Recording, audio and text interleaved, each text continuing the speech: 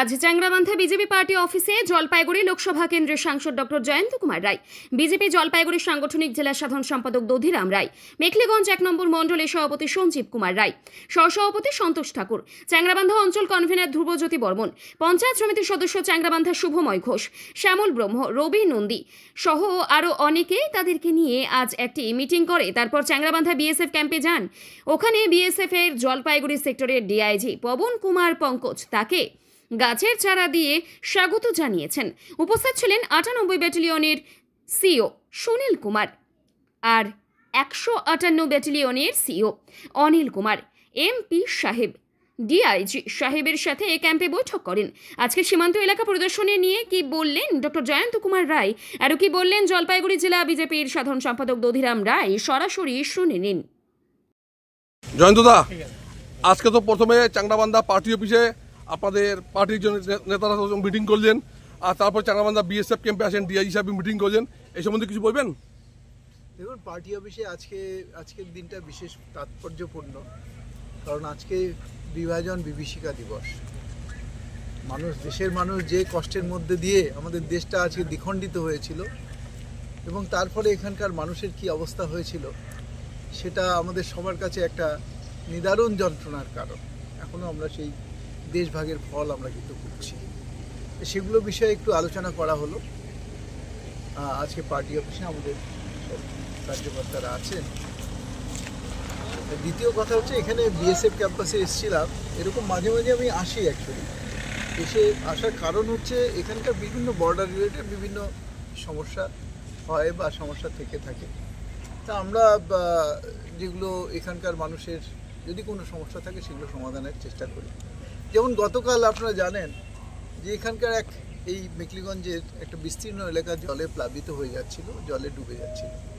আমরা কিন্তু যোগাযোগ করে আইজি সাহেব বা অন্যান্য উচ্চপদস্থ আধিকারিক ডিআইজি তাদের সাথে যোগাযোগ করে আজকে সেই জলের যে আটকে যে ছিল সেগুলো খোলা গেছে। মানে সেগুলো আটকে ছিল, মানে কি বলবো, যে কালভার্টগুলো একদম আটকে গিয়ে সেখানে নোংরা আবর্জনা আটকে গিয়ে জল পাস হচ্ছিল না, সেগুলো কিন্তু ব্যবস্থা করেছে, তৎক্ষণাৎ ব্যবস্থা করেছে আমাদের বিএসএফ। আমি তাদেরকে ধন্যবাদ জানাতে এসেছি। এবং অপারেশন সিঁদুরে ওনাদের যে আমাদের paramilitary, military, arms force, air force, navy সবার যে একটা কম্বাইন্ড একটা যে আমরা যে দেখেছিলাম, যে কৃতিত্ব দেখেছিলাম, যেটা সারা পৃথিবী যেটা দেখেছিল যে ভারতবর্ষের শক্তি কোন জায়গায় পৌঁছে গেছে, সেই ব্যাপারেও তাদেরকে একটু ধন্যবাদ দেওয়া, এগুলো তার আমার অনেকগুলো কাজের মধ্যে এগুলো ছিল। দাদা, আর বিএসএফ কি আলাপ হচ্ছে সীমান্ত নিয়ে? ওই তো এখানকার ফেন্সিংয়ের কী অবস্থা আছে, কারণ ফেন্সিং নিয়ে আমি অনেকদিন থেকে জানাচ্ছি, সেগুলো নিয়েও কিছু কথা হলো। এবং এখানকার মানুষের কোনো যে সমস্যা আছে তাদেরকেও একটা বলার সুযোগ করে দেওয়া হলো যে তারাও এখানকার যারা এখানে কি শ্মশান ঘাটের কী সমস্যা আছে এবং অন্যান্য কী সমস্যা আছে যেগুলো লোকালি পসিবল বিএসএফের দ্বারা করা, মানে সমাধান করা, সেগুলো নিয়ে আমি তারা কিছু কথা বলবে। ফেন্সিং নিয়ে কি বললো? ফেন্সিং নিয়ে দেখুন, সত্যি কথা বলতে কি, ফেন্সিংটা হচ্ছে না তো রাজ্য সরকারের জন্য। অনেক দিন থেকে আমি নিজে পার্লামেন্টে এটা তুলেছি এবং বিভিন্ন জায়গায় বারবার বলেছি, কিন্তু তাদের কি উদ্দেশ্য আপনারা বুঝতেই পারছেন, কেন তারা করতে দিতে চায় না। চ্যাংরাবান্ধা দাদা অনেক জায়গা আছে, দাদা ফেন্সিং দাদা এখনো হয়নি। হ্যাঁ, এখানে কেন সারা ভারত মানে সারা পশ্চিমবঙ্গের প্রায় 600 কিলোমিটার আনফেন্সড হয়ে আছে। কারণটা বুঝতেই পারছেন দাদা, স্বার্থ বিঘ্নিত হওয়া হবে। দাদা, আজকে রাত শেষ হবে, কালকে তো 15 আগস্ট, সীমান্তে আইসা কি এলাকাবাসীর শুভেচ্ছা বার্তা দিয়ে যাবেন? হ্যাঁ, কাল 15ই আগস্ট আমাদের যে বীর সেনানী যেভাবে কাজ করেছেন, তার ফলে আমাদের দেশ আজকে স্বাধীনতার পরে যে 75 বছর ক্রস করে গেছে, তারপরে কোন জায়গায় পৌঁছে গেছে সেটা ভারতবর্ষ যেমন বুঝিয়ে দিতে পেরেছে। আগামী 100 বছর যখন পূরণ হবে, অর্থাৎ 2047 সাল, ভারতবর্ষ বিকশিত হবে। এই বিকশিত হবে এবং তার জন্য সবাইকে একসাথে দেশের কথা ভেবে দেশকে এগিয়ে নিয়ে যাওয়ার জন্য সবাইকে হাতে হাত মিলিয়ে একসাথে চলতে হবে। এই রাস্তাটা এই যে স্মুথ করার জন্য আসুন সবাই মিলে আমরা দেশকে সর্বশ্রেষ্ঠ দেশ পৃথিবীর সেটা বানাই আমাদের ভারতবর্ষ আবার শ্রেষ্ঠ আসন লবে, যেটা কবির ভাষায় লেখা আছে, সেটা আমরা করেই ছাড়বো। এই সবাই মিলে আমরা এই প্রতিজ্ঞা নিই। আশা করি আমাদের যেভাবে আমরা আমাদের গতি বেড়েছে, সুতরাং আগামী দিন এই 2047-এ আমরা সেই দিনটা আমরা যারা বেঁচে থাকবো, আমি হয়তো থাকবো না, কিন্তু আমাদের যারা উত্তরসূরি যারা থাকবে তাদের নিশ্চয়ই সেটা দেখতে পাবে।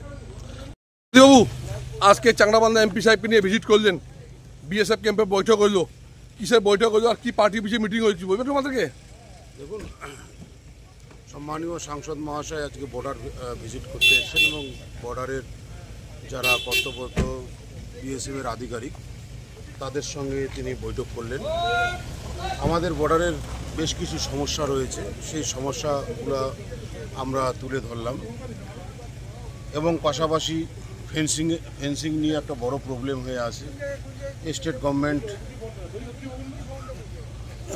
গভর্নমেন্ট সে জমিন দিচ্ছে না, তো স্বাভাবিকভাবে কিছু প্রবলেম ছিল, সেই প্রবলেমগুলো নিয়ে আলোচনা হয়েছে এবং আমাদের পার্টি অফিসে সাংগঠনিকভাবে কিছু আলোচনা হয়েছে এবং এই এলাকার যারা ব্যবসায়ী আছে, ব্যবসায়ীদেরও অনেক প্রবলেম হয়েছে, সেই প্রবলেমগুলো নিয়েও এখন একটা ছোট বৈঠক হবে, সেখানে আমরা যাচ্ছি, সেটা আমরা পরবর্তীতে বলতে পারবো।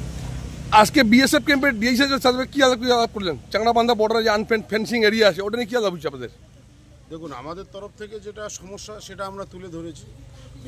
বিএসএফের মানে আধিকারিকরা তারাও বলেছেন, এটা একটা রাজ্য সরকারের মানে মানসিকতার অভাবের ফলে সেই ফেন্সিংয়ের জমিন পাওয়া যাচ্ছে না, জমিন দিচ্ছে না, আর তার কারণেই ফেন্সিংগুলো হচ্ছে না। এটা একটা বড় প্রবলেম হয়ে আছে। আশা রাখছি 26-এ বিজেপির গভর্নমেন্ট হবে, এই সমস্যার সমাধান হবে। ধন্যবাদ আপনাকে। চলো।